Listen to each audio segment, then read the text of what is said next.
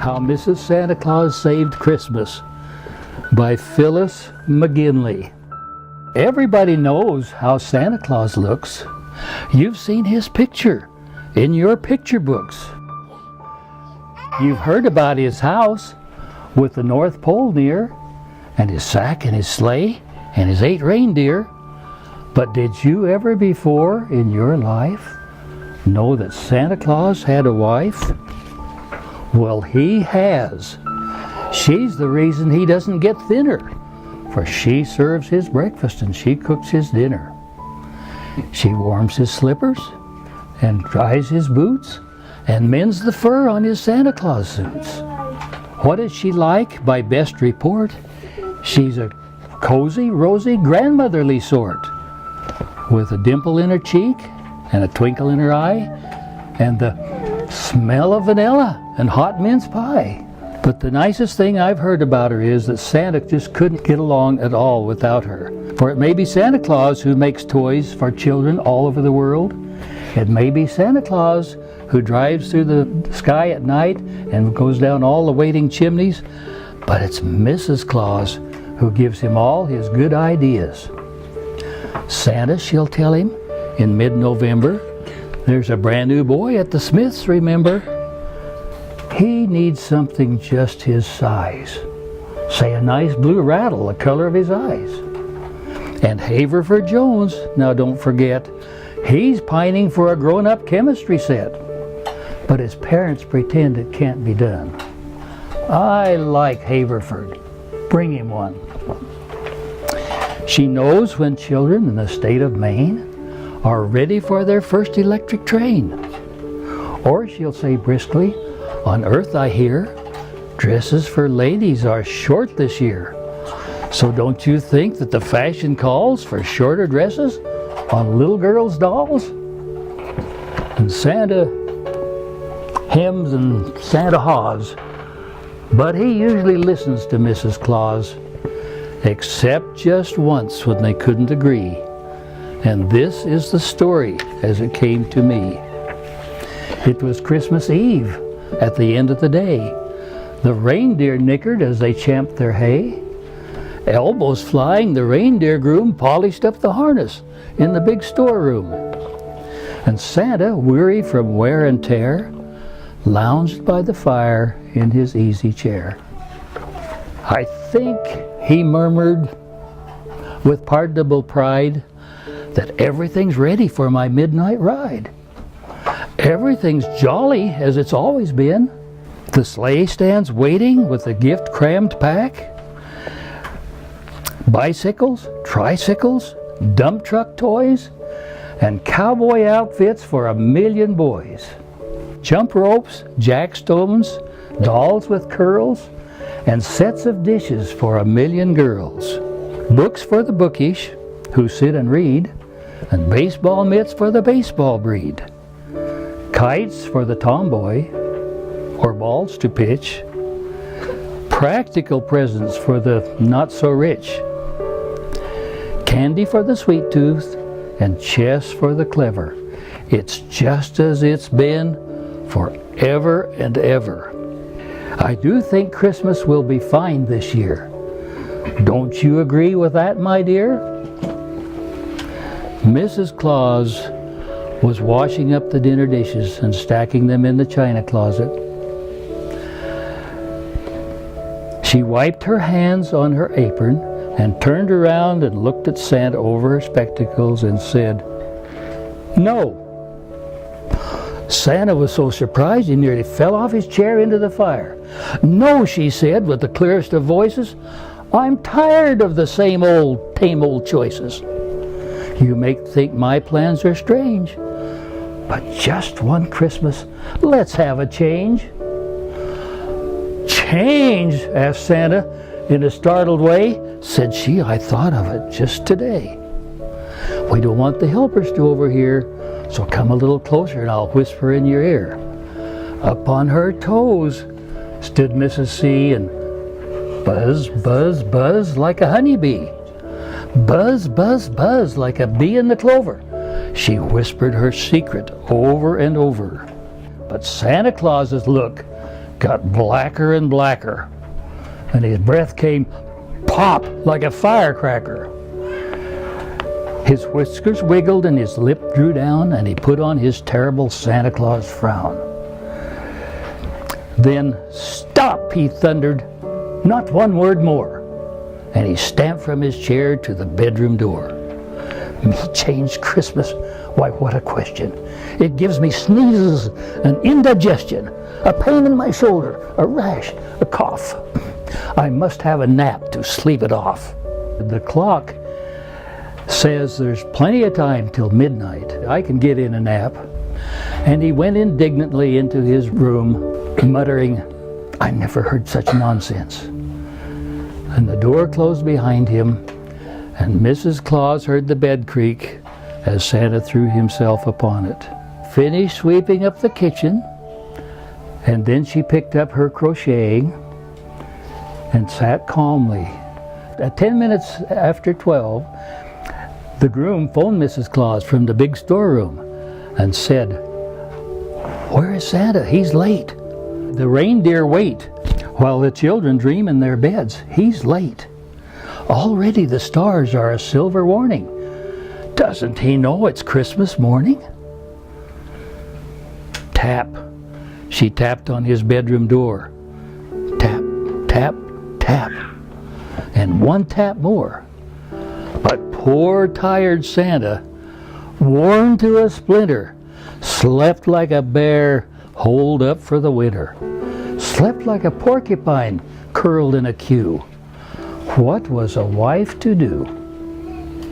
She put down her needle and wound up her thread and gave a toss of her merry head. Then half to herself she said, "This may shake him, but didn't he tell me I shouldn't wake him? I have the addresses. I know the way, and somebody has to drive that sleigh." On went the muffler about her throat. On went the big red fur-trimmed coat. Though it seemed like a giant size too wide, she belted it around her, a pillow inside. On went the big boots, and on went the cap. She picked up the gloves and a Christmas map. And she rummaged in the cupboard till she found therein a false set of whiskers to fasten on her chin. Till you couldn't have told with a casual stare that it wasn't Santa Claus standing there. And maybe the reindeer sensed a change. And maybe the groom may have thought it strange that never a word passed Santa's lip as he climbed in the sleigh and cracked the whip. But before they could ask or pause, into the air flew Mrs. Claus. Dawn was coloring the sky when Santa woke up. He rubbed his eyes, and then he looked at his watch, and then he leaped from his bed as if stung by a hive of hornets. "I've missed the ride," he shouted, and he rang every bell in the place. And elves and gnomes came running from all over the house, half asleep, half dressed, and very frightened indeed. What on earth was he storming about? "By the stars in the Dipper, by the Milky Way, who let me sleep till Christmas Day? 1,000 years and never a miss. How will the children forgive me this? I'm ruined. I'm finished. And all because they'll give up depending on Santa Claus." "But sir," cried the groom, "it can't be so. I waved goodbye to you hours ago. With the deer in the sleigh and the gift crammed pack, and look, there you are now, sir, coming back." His mouth fell open with a foolish grin as the reindeer team came jingling in. And gay as a sparrow, though twice as stout, a little red figure climbed stiffly out. "I must admit they were hard on me, all those chimneys," said Mrs. C. The saint was taken by such surprise, he could merely mumble and blink his eyes. Then he roared so loud the roof got quivery. "You mean to say you made delivery? You drove my reindeer? You steered the sleigh? Then heaven help children on earth today." "Now, Santa," said Mrs. Claus quietly, "wait till I get this big old coat off and I'll explain." And she pulled him down into his chair and said, "After all, you told me most particularly I wasn't to wake you up. Though now that you've asked me, I must confess, it's an odd sort of Christmas, more or less. I wasn't quite sure how you had things fixed up, and maybe I got some addresses mixed up. Yet anyhow, Santa," she said and smiled, "I did leave a present for every child.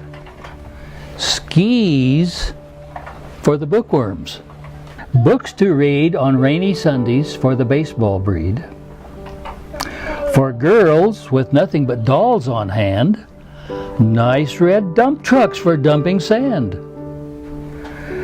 nice soft pandas, huggable and fat, for little boys waiting for a cowboy hat, useless presents, extravagant and funny, for children with never a cent of money, practical presents for those more rich, and for studious fellows, balls to pitch, ribbons for the tomboys, jacks for their brothers, and electric trains for fathers and mothers, chess for the sweet tooth, and candy for the clever. It's not what it's been forever and ever. But I did bring a rattle just his size for that boy at the Smiths with the new blue eyes. And I promise you one thing I didn't forget, Haverford Jones's chemistry set." "Alas," moaned Santa, hands to his face, "I'll never recover from this disgrace. Glance at the earth, and you're sure to see children crying by the Christmas tree, children sobbing till they wet their sleeve for gifts expected they didn't receive. Listen, you hear them? Leagues around, up from the earth came a curious sound, a sound like the surge of waves on the shore, first a ripple and then a roar, till the North Pole trembled both fore and after. But it wasn't weeping, it was children's laughter, giggles and gales and peals of mirth from startled children around the earth. Gusts of merriment, cheers, applause. Thank you, Santa Claus, for bringing last night through the dark and the cold the wish of our hearts we had never told." Santa stared at Mrs. Claus for a long, long time without a word. Then suddenly he began to laugh too. He laughed so hard she had to tap him on the back for fear he would choke. And he laughed so loud he sent snow sliding down the window panes. And finally, when he could speak once more, he said stoutly, "Merry Christmas!" And Mrs. Claus said Merry Christmas back. "By the wild north wind," he chuckled then, "I can take a joke with the best of men. We needed a change, or I'm a dunce. All right, my dear, we've had it once. But after this, leave the ride to me." "I'd be delighted," said Mrs. C.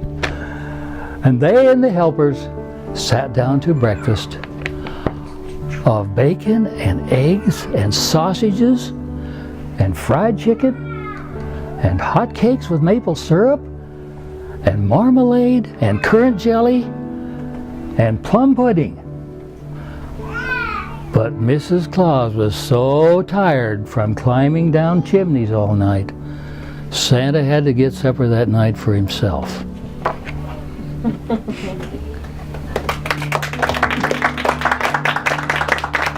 Okay, that's the story of how Mrs. Santa Claus saved Christmas. Thank you, Dad.